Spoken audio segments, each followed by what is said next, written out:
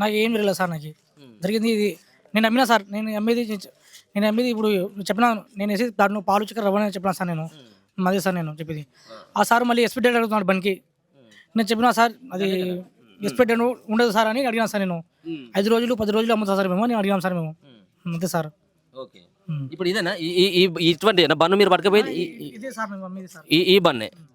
Okay. ఇప్పుడు ఇట్లా నొక్కుంటూ ఇది మెత్తగా లేదు, గట్టిగా ఉంది, ఎక్స్పైర్ అయిపోయింది, ఈ డేట్ ఇది అని చెప్పేసి అడుగుతా ఉన్నారు కదా. అది మామూలుగా మెత్తది ఉంటుంది సార్ బండు, గట్టిగా ఉండదు సార్ బండి అది. అదే సార్. ఎందుకు మరి మీ దగ్గరికి వచ్చి, అంటే ఇంకా చాలా మంది కూడా ఆడ ఉండొచ్చు, ఇంకా ముస్లిమ్స్ చాలా మంది కూడా బిజినెస్ చేసుకోవడానికి వేరే వేరే, సరే ఈ కోవా బన్ కాకుండా వేరే బిజినెస్ చేసుకోవడానికి కూడా ముస్లిమ్స్ వచ్చే ఉంటారు, కానీ నిన్న ఎందుకు టార్గెట్ చేసిందని చెప్పేసి అనుకున్నావు? అది నాకు అంతే.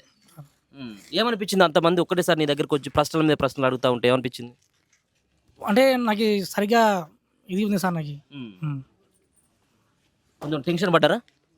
టెన్షన్ పడినా సార్. అంత చుట్టూ 4 మంది ఉన్నారు కదా సార్. ఏం మాట్లాడినా నాకు సరిగా ఏది ఉంది సార్ నాకు. అంతే సార్. ఏమనిపిస్తా ఉంది? ఇంత పెద్దగా వైరల్ బాగా అయిపోయింది వీడియో అంతా కూడా. సో ఒక పక్కన మీకు వేరే ఉగ్రవాద సంస్థలతోటి మీకు సంబంధాలు ఉన్నాయని కొన్ని వార్తలు వస్తూ ఉన్నాయి. మరో పక్కన పిల్లలు పుట్టకుండా మీరు దీంట్లో ఏదో పెట్టి ఇస్తారని చెప్పేసి కూడా కొంతమంది వార్తలు కూడా వస్తూ ఉన్నాయి. సార్ మేము దీంట్లో ఏం వేసేది ఏం కదా సార్. మేము వేసేది పాలు చక్కెర రవ్వనే సార్ వేసేది మేము. మత్తు పదార్థాలు గిత్త పదార్థాలు ఏమేమి సార్ మేము. అదే సార్ మా కోరిక. మత్తు పదార్థాలు ఏమేమి సార్ మేము ఏడైనా అమ్ముతాం సార్. ఇస్తామాలు అమ్ముతాము, ఉరుసులు అమ్ముతాము, పిల్ల పండుగ ఏడైనా అమ్ముతాం సార్. ఈ కబర్ అమ్ముతాం సార్ మేము.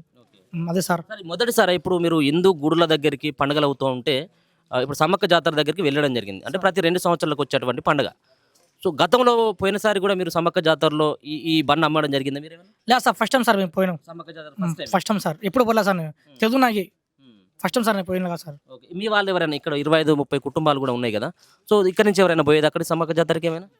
పోలే సార్. పోలేదు, ఎవరు పోలేదు. First time sir.